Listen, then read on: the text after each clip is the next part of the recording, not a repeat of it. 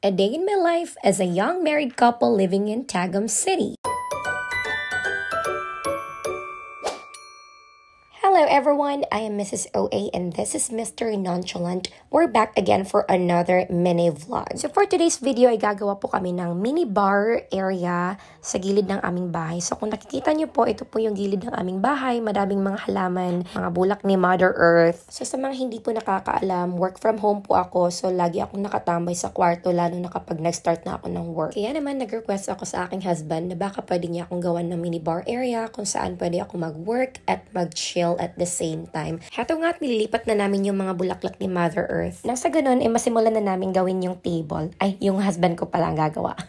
Manonood lang po ako. Medyo napagod na nga ang lola mo pero never give up kasi nasugdan na nato ni Laban long. And it's time to walis-walis. At wala nang tanggalon ang mga balas-balas diri nga side. So while nagapanilihig ko kay na ako yung mga uhipan nakita tulo ka buok.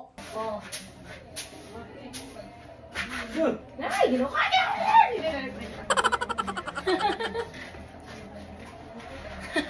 Ingana katalawan ang vayot pero bitod ako kay siya nga uhipan nabot sa akong tiilan. Medyo dugay-dugay kay kung nahuman direk panilhig no kasi sige akong kitag uhipan. So ato na ning i-fast forward.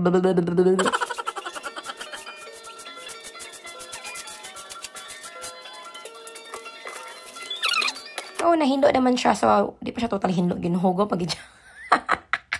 Pero at least wala na siya balas, guys. So, sugdan na tag-urimos. Itaod na sa akong vanakels ang tabla. Tabla, wala siya.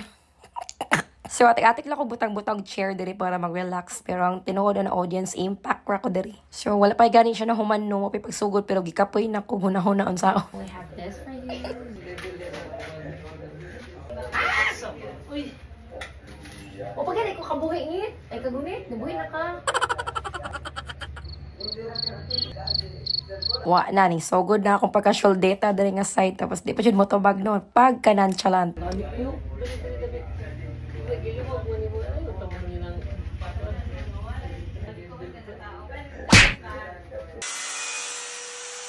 Hago jud mag-DIY no samot magtan-aw lang ka pareha niyo. Pero sobrang thankful ko talaga kasi yung husband ko madami siyang alam sa mga ganitong bagay. Although dili magini siya nagapanday kay field engineer man siya. Nalagi siya skills tapos na siya mga gamit. So thank you so much to my father-in-law sa mga gamit na gipadala. Easy ra jud kaayo mag-DIY basta na gamit. Wala ko kini pinakababaw.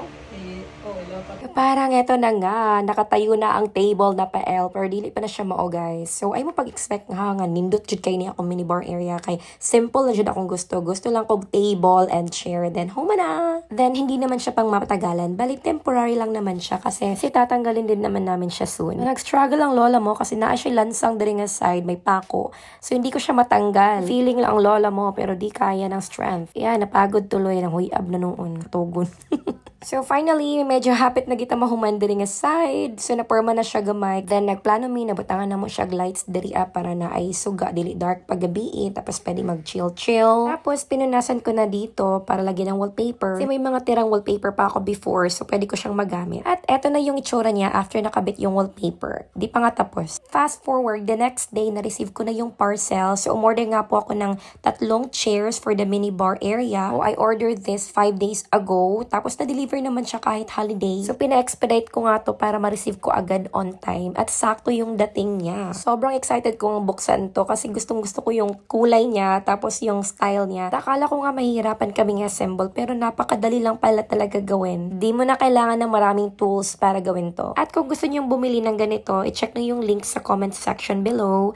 Tapos, add to cart mo na yarn. Yun na nga naisip kong ganitong chair yung ilagay dito kasi madalas kami nagbabanding magbarkada. So, at least, meron kaming space sa gilid kung saan pwede kaming mag-chill. O diba, yung main reason ko is gusto kong mag-work sa labas pero yung ending chill pala.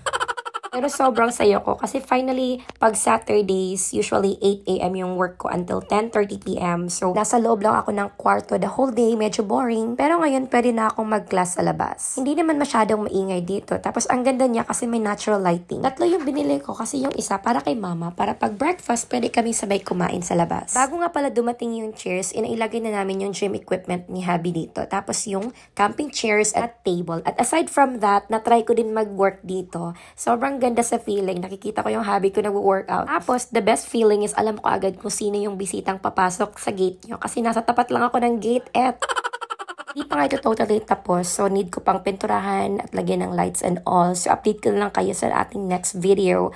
So, that's it for today. Thank you for watching. Stay pretty. Bye!